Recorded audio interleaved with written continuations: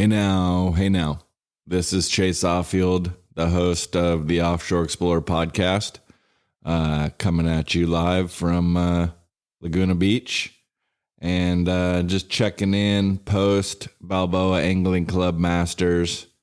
I fished on my brother's boat, the Island Fox, last week. We were part of Team Tuna Club.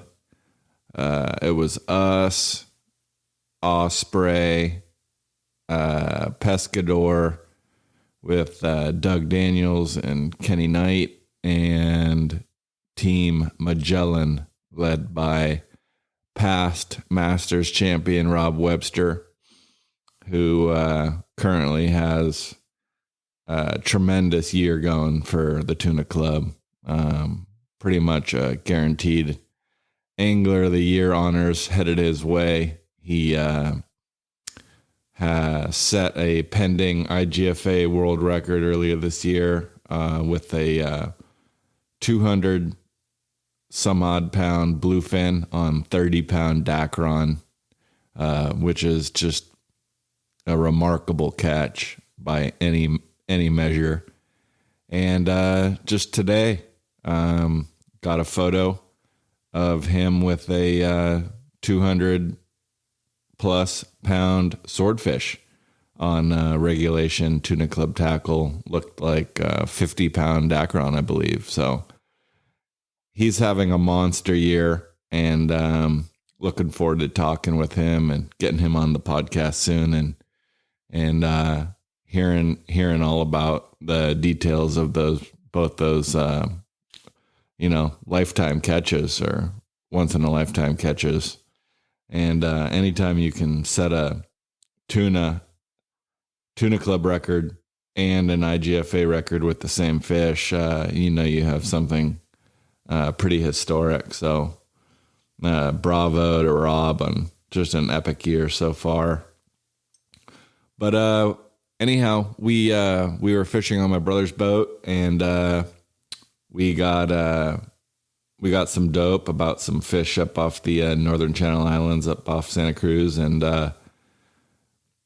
25 minutes into the tournament on Friday morning, we raised a fish, striped marlin, and my buddy Hunter Heatley dropped back on 16 pound, or no, it was 12 pound actually, and hooked up, had the fish going, a perfect little, around 100 pound fish. Was fighting it great. Was getting it close to the boat. I had the gloves on, ready to lead her. We were about 15 odd minutes into the fight. The fish came up, did a little bunny hop jump, and just came unglued. And that's really rare with a drop back live bait striped marlin with a circle hook. I mean, I've caught hundreds of striped marlin, and it's super rare to have that happen with a circle hook. So not sure what happened there. It was a bummer, maybe just with the light line and not very much drag. We never got a good hook set. So that was the start to our Masters, and we had some other opportunities over the course of 2 days, but that was really it for us. And it was just the whole fleet up there. We were all kind of snake bit. I think that the boats that were up there were 0 for 9 the first day, and then I think there was just maybe 1 or 2 caught the second day, and it was the guys that stayed down here or south of here seemed to prevail this year in the tournament. And we are going to talk with Geoff Hersch, owner operator of Hooked, and he was the victorious captain this year, and really good guy. He's always out on the water, puts in a lot of time, puts in a lot of effort. One of the top guys around here. And we have a good chat about their strategy going into the tournament, what they were thinking, kind of their game plan, and just get a little recap as well on his deep dropping adventures last year. He had some heartbreaks and put in quite a bit of time. So lots to talk about. Geoff is a great guy, great angler, and you'll probably see him out on the water at some point if you haven't already. So hope everyone's had a good start off to the fall, and the deep drop deal seems like it's kicking off again. Looks like those fish are right out front, and I'm looking to get out there in the next couple days and try my luck this year. Haven't really done much deep dropping since last winter, so hope everyone's getting out there and getting some time on the water, or getting into those big bluefin, and look forward to seeing you guys all out there, and hope you enjoy this interview and continue to enjoy these podcasts. All right. Talk to you soon.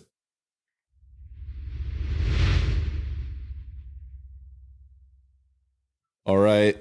I'm back here with Geoff Hersch. His boat's called The Hooked, out of Dana Angling.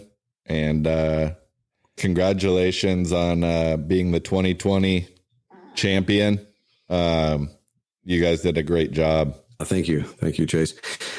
So this is the 39th annual Master Angler Billfish Tournament, apparently. I've been fishing it for 11 years. So 2009 was the first year I fished it. Bought my boat in 2008. Had a lot of very low-key, recreational marlin experience, zero tournament experience, a lot of East Cape marlin experience from kind of growing up with a house down in Fraley's. But so 2009 was my first tournament.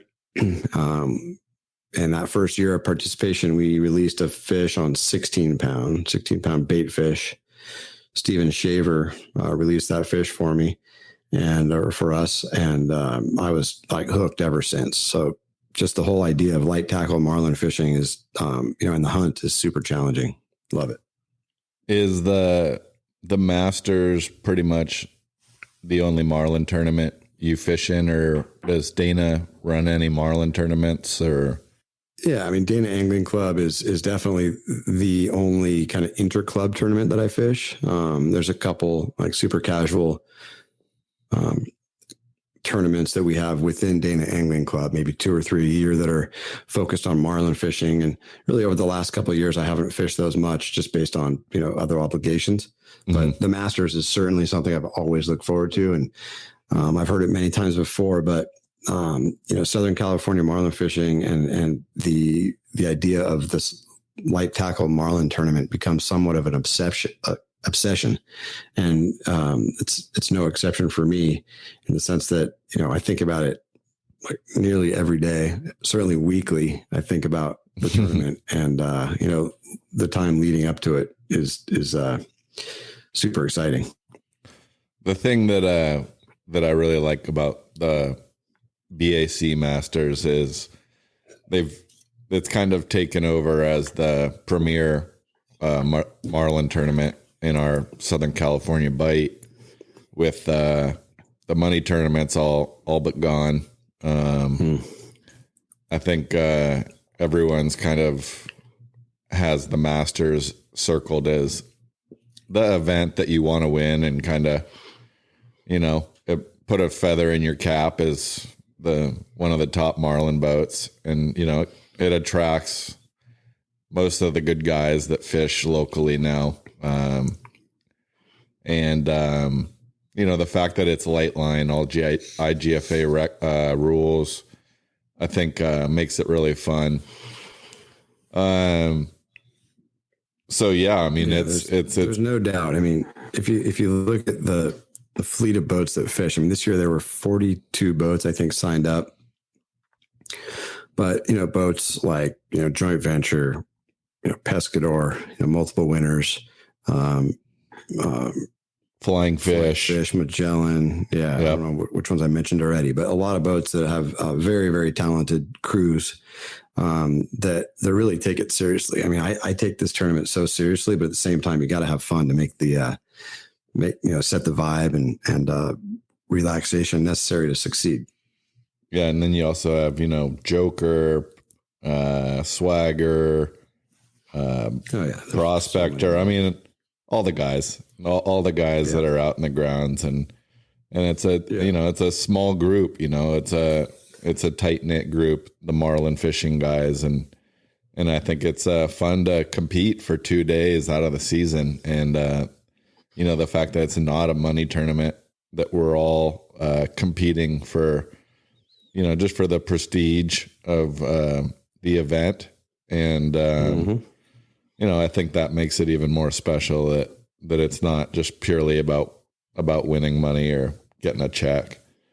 No, it's purely bragging rights and just feathering the cap, like you mentioned. I mean, it's been a goal of mine for ever since I started fishing to actually win it, and I've been close several times. The top 5 or 6 with a few mistakes that have cost me the win. But many, many years, we've very definitively found the zone of fish on our pre-fishing day. We'll probably get a little bit more into that later on, but I at least take pride in knowing that there's some skill in reading the water and finding the fish in the first place. Yeah, so let's talk about that. I mean, the leading up to the tournament, there's always a lot of guys out scouting. There's a lot of talking and strategizing and team meetings and picking out secret channels and 2-meter radio stations, this, that, the other thing.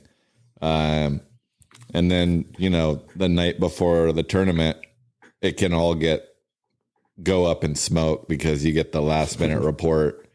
And, this year the fleet was pretty split. There was the northern fleet up off Santa Cruz, and then the southern fleet that was down here, meaning kind of in the 267, 209, and further south. What was your leading up to the tournament? What was your did you guys pre-fish, and what was your mindset like on where you wanted to go start fishing on that Friday? Right. Well, this was, I think, the key to the whole win and the success of the Dana Angling Club this tournament. We had marlin right off the harbor, 7 to 10 miles straight out of Dana for the last 3 weeks. And I had a really tough winter and spring and early summer, not being able to really spend any time on the water. My business was closed due to COVID, and my dad passed away in May, and it was just a real tough time for me. And I didn't even have my boat as relief, emotional relief or mental relief, because I had to rebuild my port engine. So I was down and not able to fish at all till Labor Day, basically. Wow. And made one trip after Labor Day. I think it was about 10 days before the tournament. I fished the East End. It was really just a shakedown cruise on my, to run the motor. And on the way back in, we ran from the East End of Catalina after fishing it for a day and a half for no bites. We ran back in, put them in the water, put the jigs back in about 10 miles straight off Dana on a line from Avalon. And within 2 minutes had a fish up and on the jig. And that's kind of when we found these fish off Dana. And then for the following 2 weeks or 10 days, let's say, every time we went out, we'd get a bite, at least have a fish up behind the boat. And, there was one day, maybe 10 days before the tournament, we had 4 boats out there, maybe 5 boats. We had 11 bites, I think 4 fish released, with several boats having multiple fish up behind the boat. Yeah, that's good fishing. My point was, it's decent fishing, and so in years past especially, I've gotten sucked up to Santa Cruz Island after finding fish and even releasing fish on Thursday before the tournament. Mm-hmm. And one year I left fish to go chase a better report just to end up missing the tournament pretty much on the east end at Catalina where the fish were all along. So this year I very definitively, even Wednesday night, I made some calls to, other teams. We all have our little code group, even on other teams, and everybody told me they were going up to Santa Cruz, and I very definitively said I'm not. I will not go up there this year. I'm not going to leave a zone where I know there are fish biting. Yeah. So Thursday pre-fishing day was the plan was to actually follow my plan as opposed to break my plan. So my plan was to kind of make a big, clockwise circle, leave Dana, run down toward the 267. I felt like the fish were moving south, were moving down, closer to San Diego, based on the, imaging. And it fished between the 312 and the 181 on the same type of temp break that I had we went 0 for 2, like the weekend before, and went 1 for 2 on pre-fishing day between the 312 and the 181. I mean, right smack where the fish were during the tournament. But my plan wasn't to fish that area and grind it up all day. It was to move on to San Clemente Island, fish the lee in there where we hadn't fished before, just to try to find a new zone. And the weather came up and it was just super, super snotty. Pyramid ended up being closed, and we had to go up to Northwest Harbor, where we were all alone on Thursday night, hoping for a good find on Friday morning, at Lines Inn. And that didn't work out. So we ended up running back to our zone on Friday, midday. Yeah. So my brother and I, we fished on his boat, the Island Fox, and him and I have both been out of town all summer pretty much. Yep. And we came in, the day before the tournament, and we're totally relying on getting reports from friends and our little group at the Tuna Club, and our two trusted sources were that there was fish at the lee of Clemente, and that there was fish, the Yellow Banks, Gull Island area. And we were like really leaning to going to Clemente just because it's closer and we know that area a lot better. And there's kind of like a lot of zones to fall back on if something else happens. And of course, just like you said, we got sucked into the northern bite because there was good dope, that there was a lot of fish there. And it's funny when we started fishing on Friday morning, like right before we got a bite right away, but we didn't see any other boats, and we were like, someone messing with us? Was this like, they knew we weren't pre-fishing? Were they just somebody trying to send us out here on a wild goose chase because we didn't see any other boats? And it was pretty funny. And then we got that bite, and of course everybody like descended in on us, and we saw all the usual suspects, so we felt better about our spot. But in retrospect, I think it would have been better off staying down here. There were fish there. The first day, I think the North Fleet was 0 for 9. And I don't know how many bites there were down here because we couldn't hear anything on the radio all the way up there. But yeah, so it's one of those things, you should have zigged when you should have zagged, and you're always second guessing if you're making the right move because you're pretty much stuck up there if you make that haul. But so you were down here, and Friday you wound up. How was your first day? Did you guys get your fish both days, or were they all the first day or second day, or how'd that all play out?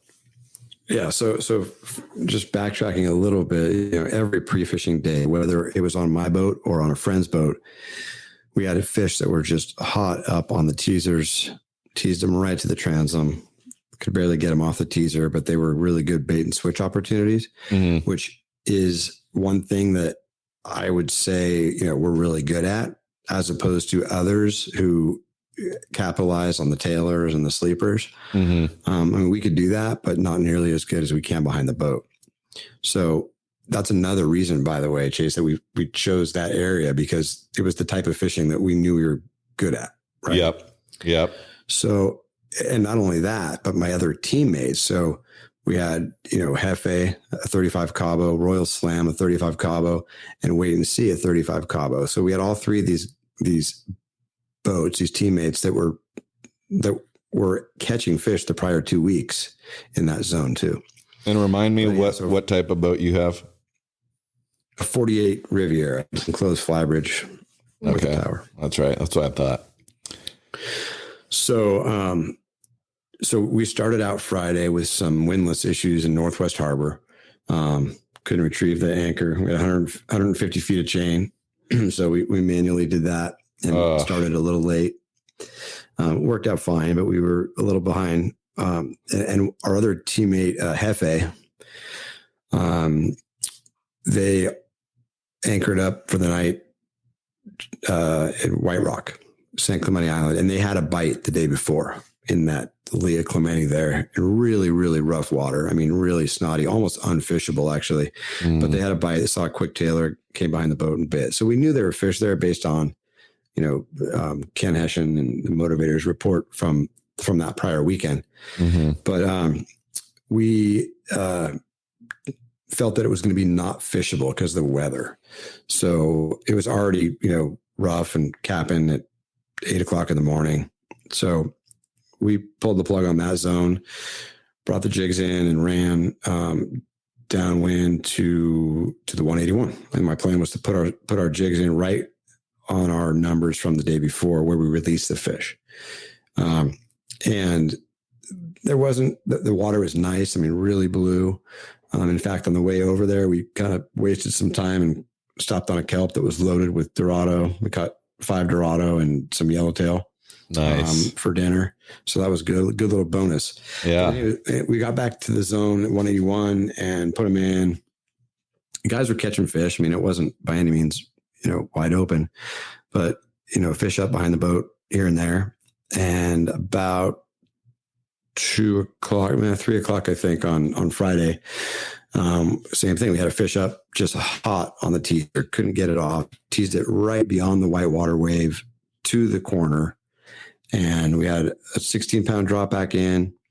And we had a naked ballyhoo drop back in. So mackerel on a 16. I think we had the naked ballyhoo already in with a 16 on it.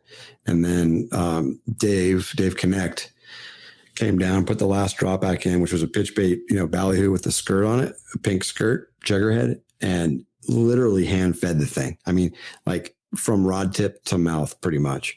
And he's on, just getting ready to set the hook on that thing. And he looks down, he's like, oh shit, I'm on 12.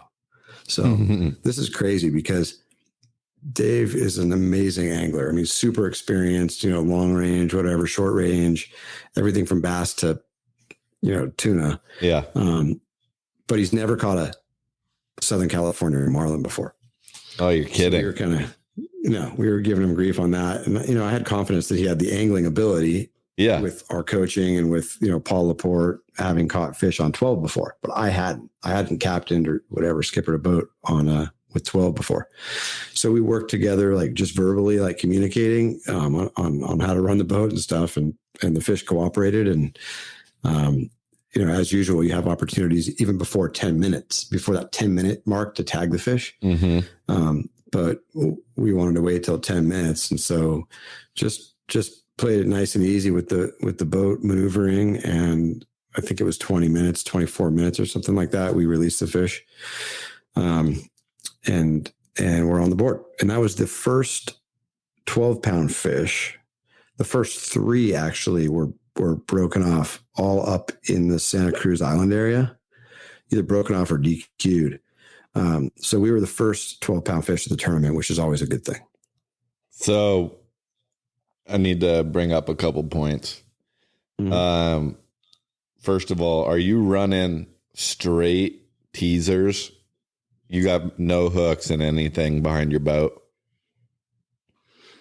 No, negative. We had so we typically my spread is going to be a combination of jigs and ballyhoo.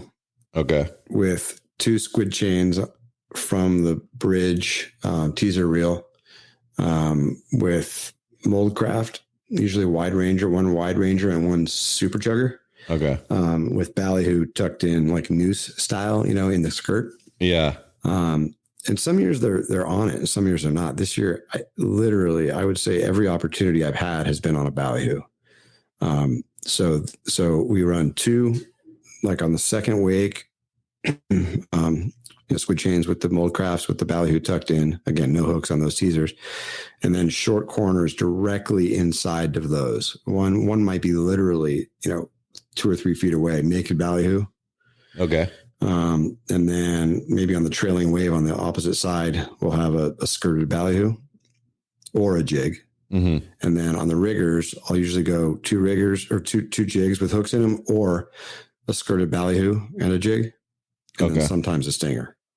So yeah, the reason I ask is because we stopped running hooks, like, I don't know, a long time ago, probably 15 years ago.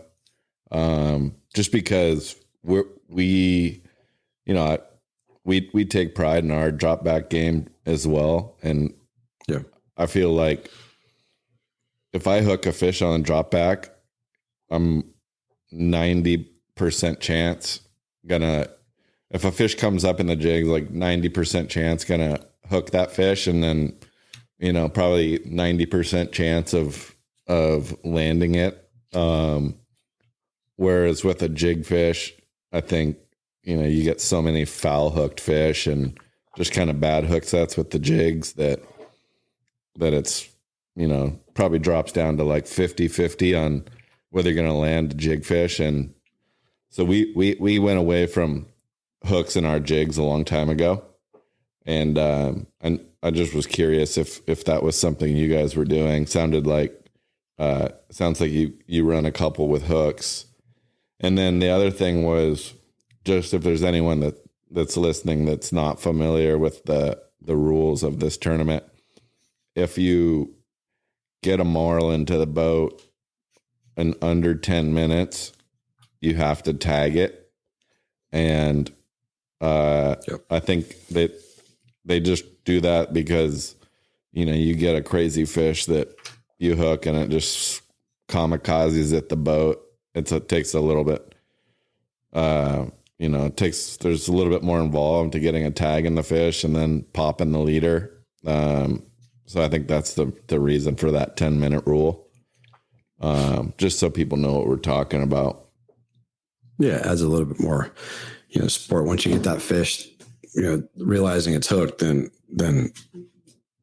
the challenge sometimes starts, especially on light line, because you're not putting much drag pressure on the fish at all. I mean, 4 pounds or something on a 12-pound, on 12-pound line. So oftentimes the fish just sits there, doesn't know it's hooked much. So another funny thing that reminds me of your story of catching that first fish is, it seems like a lot of times when you tease up a striped marlin and he follows that teaser to the boat, what happens is the first couple guys get their drop backs in and they drop back and their baits get, kind of far behind the boat. And it's a lot of times it's the last guy that gets his bait in the water that'll wind up hooking the fish, because the fish is still sitting there right at the transom trying to get that teaser that's, hanging off the outrigger or just been brought in the boat. And then that last guy a lot of times will be the one that winds up getting hooked up, which sounds like it happened there. Yeah, that's 100% true. I mean, that's exactly what happened. Both, I wouldn't say they dropped back too far, but they certainly dropped it past the fish, because the fish was coming right to the boat. So it wouldn't be your first instinct to drop back and keep the bait in the white water, But yeah, so Dave came down first third, and he got the fish right at the boat. So wham, bam, 12-pound fish released, which is the most points you can get for a marlin release in this tournament. And that you guys had to have been thinking, okay, we're in the sitting pretty right now. There's obviously a lot of time left in the tournament. What was your strategy after that in terms of like, okay, you got a 12-pound fish, you got the however many points. Were you thinking to keep fishing 12, or were you guys like, let's just get a 16-pound or 20-pound fish to pad the point total, or was there any thinking about that? Any strategy there? Yeah, absolutely. Yeah. So we re-rigged the 12-pound just for in case we wanted to throw it, but we put it up on the bridge and we had our 16s. We kind of loaded up on 16. And then at that point after celebrating, because again, I had never caught a fish on 12 before. So that was a huge milestone accomplishment for us. So we were celebrating for a while and feeling pretty stoked about it. But yeah, we went to 16. All our dropbacks were 16. We trolled 2 16s and 2 20s. So we were trolling 2 16s, 2 20s, 130 on the stinger, and dropbacks were 16s. And so we ended day one with Dave as high angler, because he was the only, I believe, the only on 12-pound that day. Mm-hmm. I think so. Yeah, he was. And then ended up the night in Mission Bay. Our whole team was there, all 4 boats, had a good night. And the next day, same thing. We were like, okay, guys, 16 and 20. I didn't even put the stinger out with 30 that day, at least half the day we didn't have it out. So we were pulling everything close to the boat. Mm-hmm. I was kind of using more ballyhoo than the day before. So I think I had 1 hooked jig out and the rest were, ballyhoo with hooks, obviously circle hooks. Yeah. And then ballyhoo in the teasers. Okay. Nice. And then what was your plan to just head back to that same area you fished on Friday and kind of beat that area up? It was, yeah. So actually, Royal Slam, I think it was Bob and Sally Kurz and Mitchell Firestein. They got a fish. I think they released it at 6:07 on Friday night. Hooked before lines in or lines out. Sorry. So that fish counted, and that was about 6 or 7 miles closer to Mission Bay than the fleet was fishing. So Jeff Tom, one of our Dana Angling Club members, good friend. He fishes on Hefe, mm-hmm. but he does unbelievable imaging, overlays of chlorophyll and temp rake, and also plots all the marlin caught over the last week or so on the same image. So you're kidding. Clearly, it's insane. That is dope. See where the fish are. Wow. So we reviewed that Friday night, and it was crystal clear where the fish were. I mean, it's like, it's crazy if you're fishing anywhere else after seeing that image.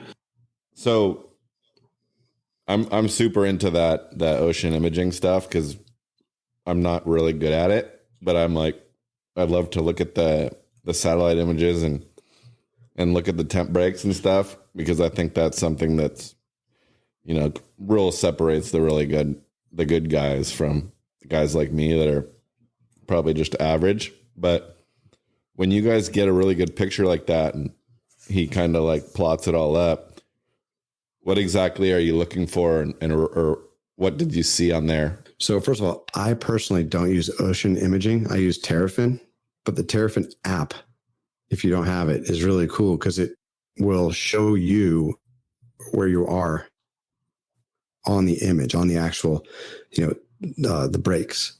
Okay. So it'll track you all day long. And so if you have a good image on Terrafin, from Terrafin, mm-hmm. you can run the break. Nice. And know where you are on the break at all times. So that's what I personally use. Okay. But when I'm fishing a tournament like this, the Masters tournament, and I have, Geoff Tom on our team, he does incredible imagery. So basically what he does, he'll take, the latest sea surface temperature, and he'll plot in one color all the GPS coordinates around the actual edge of the warm water. Just for example. Okay. Mm-hmm. Today, then he'll overlay that with the border or the edges of that warm water the day before. So you can see where it was and where it is now. Oh, interesting. And so Osprey, for example, got a fish on Friday at 01/41. Mm-hmm. Okay. So there's a picture of a marlin, an icon of a marlin with the word Osprey above it and the GPS numbers 01/41. Mm-hmm. And then there's another marlin down below that says, Sally. So Sally Kerr's, mm-hmm. On Royal Slam. That was her release at 59/45. And then, all these other marlin that were released that are on the edge of this break. And it just shows kind of where they were. Mm-hmm. Usually when we fish it, obviously that's a day old or so, or maybe, half a day old, but it's pretty epic. It works real well. That's really rad. And then so you guys are just kind of following that edge and just staying just on the warm side of that edge. And just, those fish are theoretically swimming around and hitting that cooler water and should stay on the warm side of those breaks, right? Yeah, I mean, sometimes it's warm, sometimes it's cold. I think this year it was definitely the warmer stuff. And we also have an image with all these icons, these marlin that were released, overlaid with the chlorophyll, and they were very clearly on the greener edge of the water. Oh, okay. Yeah, yep. That's interesting. So day 2, Saturday, walk me through those couple fish. So it wasn't until the end of the day. So first of all, what was the name of that boat? Primal released a marlin, I think 3 or 4 minutes after Lions In on Saturday, or at least they hooked it right where they were the day before. So that was big, and knowing that there were still biting fish in that zone. Mm-hmm. Okay. And I think the second bites of the day were Wild and Sack that had a double or triple or something like that in that zone inside the 181. We were still working out to our numbers from Mission Bay.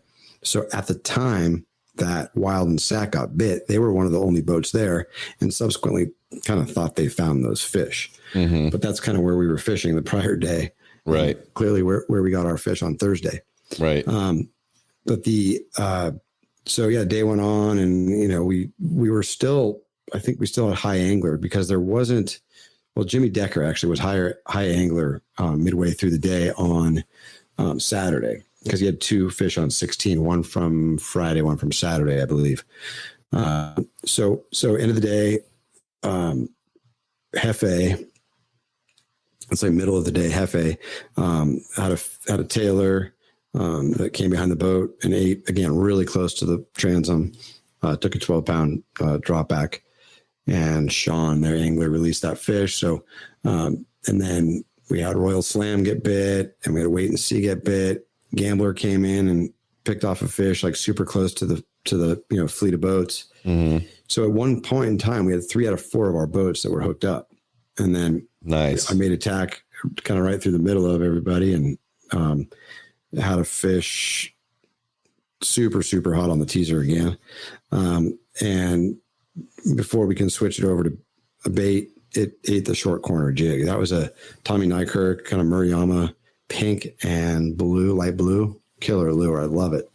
But that thing got piled on. Nice. And, the rule was at that point, we were trying to get Dave's master angler status. So yeah, we said any clicker fish was his fish. So he picked it up.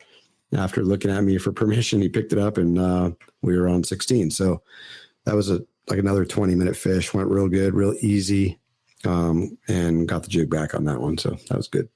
Yeah, I was wondering if if you guys had that conversation on Friday night with the crew, is like Dave was on the board with a 12-pound fish. If you were thinking, hey, let's, put our focus on him winning Master Angler, or if it was like, just every man for himself, or if what you guys kind of discussed. It sounds like, you said, hey, you pick up any clicker fish, and otherwise drop back, it's fair game.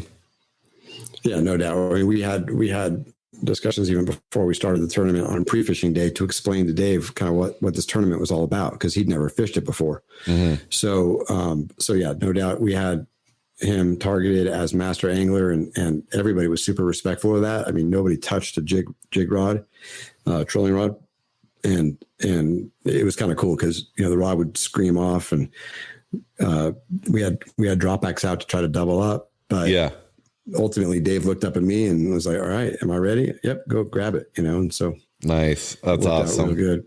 Yeah. Then, so at that point, we had one on 12, one on 16. We were winning the tournament. This was about 2:30 in the afternoon, and a couple boats had 2 fish. I think a provider had 2 fish, and Wild and Sack had 2 fish. And then we had 2 fish. So basically, we were ahead simply because we had a 12 and 16 pound combination. Mm-hmm. And friends were getting on the radio saying, hey, are you still fishing 12?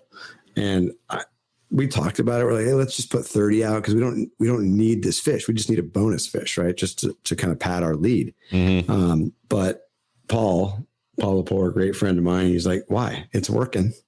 Let's just keep it going. So we kept everything as is, 16 and 20. And we weren't even looking in the gyros anymore. We were just having a good time. And Paul and I were in the bridge looking backwards and having a casual conversation, I think about Mexico or something. And just a quick little tip of a fish came up behind the ballyhoo on the rigger. Again, another ballyhoo. This was actually an Islander, the Islander chrome heads. So we had an Islander head over a ballyhoo. Okay. It really quickly came up, just swiped it, missed it, disappeared. And sure enough, it pops up behind the short corner, which was a cousin's booger skirt. Yeah. With little flying fish wings on it, and just piled on it. I mean, like just inhaled it. So again, we were on 16, and this fish was at 312. Hookup was at 312, and I had an issue back in 2016, I think it was, where there was a little miscommunication with the tournament control with the timing, mm-hmm. and it literally cost us the tournament, because if we released this fish successfully back in 2016, we would have won, but because of the miscommunication by a couple minutes, we had to wait on releasing the fish, and it ended up breaking off when we had the leader right there at what we thought was going to be 10 minutes. Oh, so my God. That time I made it super clear with JD and pretty much everybody on the VHF. I said, guys, we got this fish at 312. Okay. What do you have? And JD said, oh, I'm showing 314.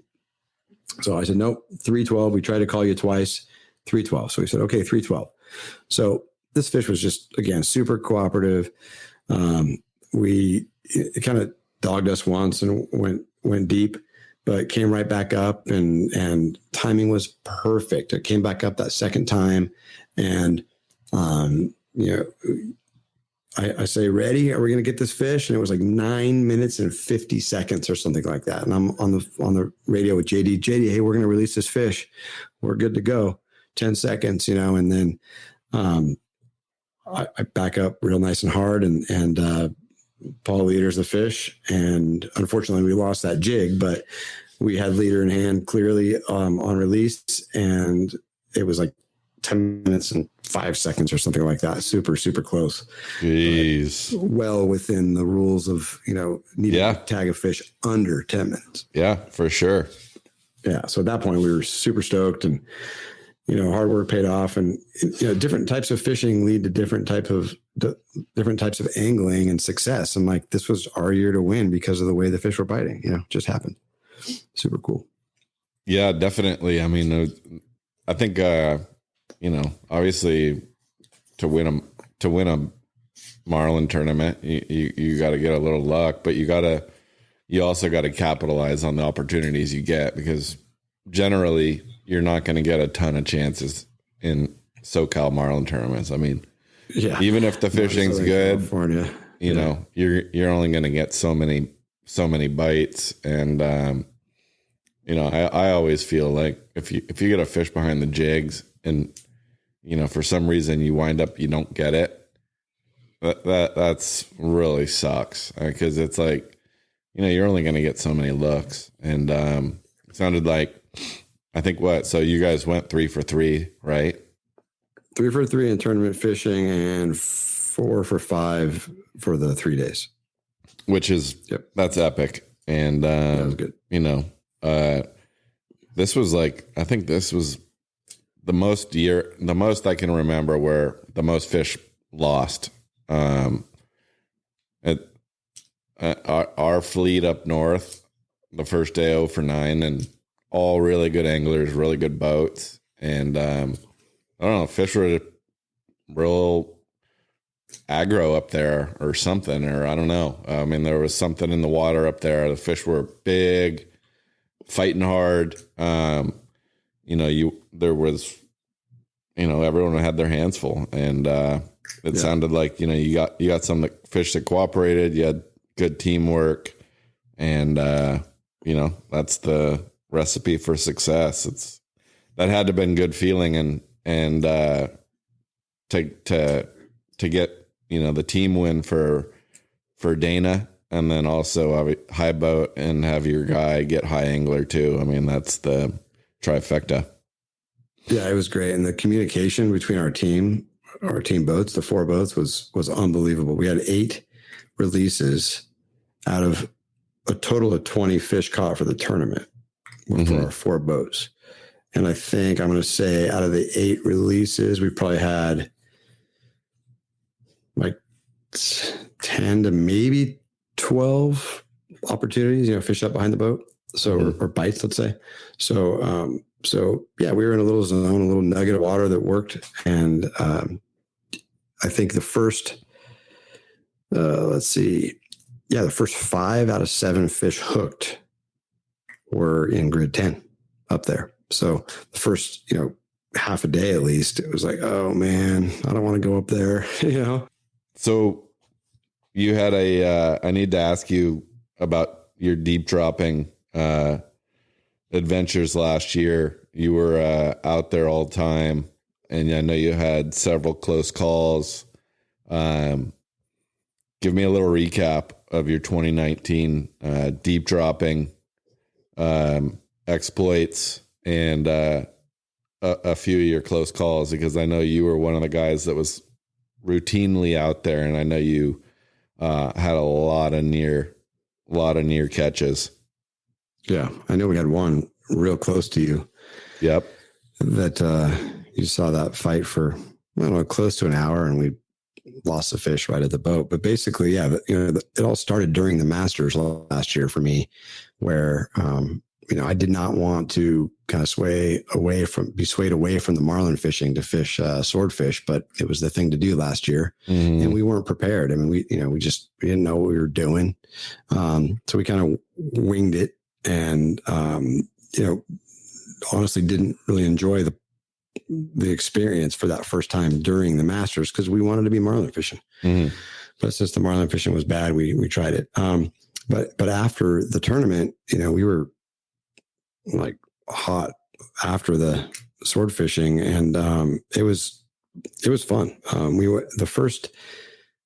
really think the first 8 or 9 trips we went on, we at least got bites. And the whole idea of just watching that rod tip, and just like any other type of fishing, you prepare, you learn, and then you try it. And like when you see that rod tip, get a bite, or when you finally see it bend, it's like it's just like any other type of fishing where, whoa, I got a swordfish on the line. This is incredible. So the first bite was insane. Okay. We were trolling we weren't trolling. We were dropping in like 1,200 feet of water off of Avalon, greasy, slick, hot weather.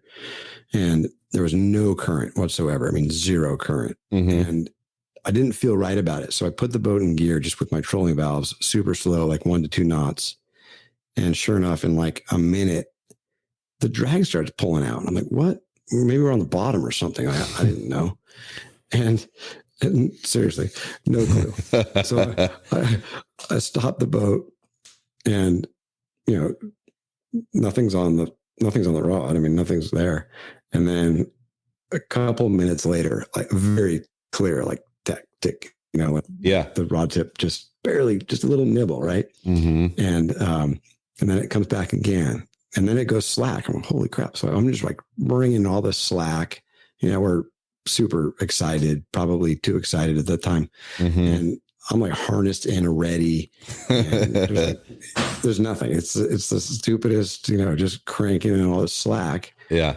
And then in like 3 minutes, we have the swordfish jumping behind the boat, like nice big 250-pound swordfish, jumping Jesus behind the boat. Christ. And we're in this like super consolidated fleet of boats, and we're honking the horn, and some dude thinks we're catching bonita or something, I don't know, and like stops by us and casts his little crocodile out. And you're kidding. We're like, no, we're like, get away. And like someone comes, I think it was who was it? Jeff Wood or Randy, I think, comes on the radio and tells them to get away. But either way, we get this fish up to color and get the hook back. Just super easy. Like, I was not over dragged, but either way, I got the hook back, and that was our first experience. So then, and we had to go, like I had to be home at 3:00. It was like 12:20 or something. And we just like bolted out of that zone. And then the next couple trips, we fished, the 152 and off Avalon again. And every time we had fish that we lost. And the one that was with you was same idea. Wait, you were getting like, you were getting bites or hooking fish / bite / hooking fish, like every time you were going out practically? The first 9 trips, I think lost 6 fish or 5 fish, like at color. I mean, with Jesus Christ. With wind on leader on the reel. You're kidding me. No. And the last time, I mean, these were like various sizes too. I mean, most of them, I'm going to say average right around 200 pounds. We had one small one, like 100 and something pounds right off Newport that jumped, I don't know, 50 feet from the boat within a couple of minutes of hooking it. It just came straight up and then, through the hook. I tried circle hooks. I tried J hooks. I tried different type of, rigging techniques. Yeah, you're trying everything, but obviously you were doing something right, insanely right, because if you're getting a bite every single time you're going out, I mean, you're obviously deploying the baits perfectly and they're swimming great. So you had which is generally the hardest part for most guys. There was a learning curve for sure, because the first, a lot of times, even on those days that we were successful in getting a bite, we also had tangles, not on the same drop, but, we'd have a tangle, we'd work it out. And then, if the bait was deployed right, it seemed like we were getting bites. And one trip, we made a couple drifts over the 152, had, one fish close to the boat, like I said, with at least two wraps of the wind on the leader. And I'm fishing IGFA. I'm not doing those 50 or 100 foot leaders or 150 foot leaders, fishing 30 feet. Wow. Good for you. And I don't know what I did wrong. I mean, I didn't have anything more than maybe 16 pounds of drag on my Tiagra 50. I was fishing, 80 braid to 100 to like 200 pound wind on, 30 feet of that. Yeah. But we couldn't get a gaff in a fish. And one time it was super close. I mean, we were getting ready to gaff the fish, probably a foot or two away, and then cut the hook back. God damn. That's frustrating. It was all hell. Yeah. I think I made 12 to 14 trips last year and ended in December. I think it was December 3rd was my last trip. So you still haven't boated one yet on the hooked? Thanks. No. I'm not trying to, I'm trying to rub it in, but I'm confirming like that you guys didn't get one at any point in the January or any weird time. No, we did not. I think I fished on one other boat once. We did not get a bite, but no, I did not land. I've not landed a swordfish. I've not touched a swordfish in my life. How are you fishing them? Are you doing a breakaway weight or on your deployment? Or are you doing the kind of slow troll and drop it out slowly? Like, what's your method on getting your baits out? Well, it depends. So I got to think about this. Okay, with a J hook, hooked, down by the head, right? So embedded, with the mono leader through the body of the squid, with the head, with the hook coming out toward the head. Yeah, like by the beak. I found that. Yeah, through the beak. I found that putting a piece of rebar on there with a hanger worked really well for just a quick drop. Yeah. With the circle hook, you can't do that, or at least I couldn't figure out a way to do it right. Without getting it tangled. But so I did that a couple times, but most of the time we just let it out going. I think it was like into the wind or into the current, and then making a U-turn kind of halfway through the drop to kind of go back over the bait. And as long as I'm going fast enough on the kind of deployment, a couple knots, it worked out well with like kind of paying it all out without getting a tangle. Okay. Yeah, that's what we wound up doing at the end of last year. My first year of deep dropping, I only did the rebar, or whatever we used as our kind of sacrificial weight. Yeah. And I liked that just because you knew you didn't have a tangle. But the hard thing is sometimes it's hard to tell if the weights come off. But and then now we've been going to strictly the kind of the U-turn troll out deployment, and that seems fine. But I always like a little nervous about whether you have a tangle. But right, and it depends how much weight you're using too, right? It seems like the heavier weight, it's easier to kind of get it out there. So I know you you were telling me off air that you're going to go to Mag Bay this fall, but are you going to try and get any deep dropping in before you head down? Probably not this year, just because I gotta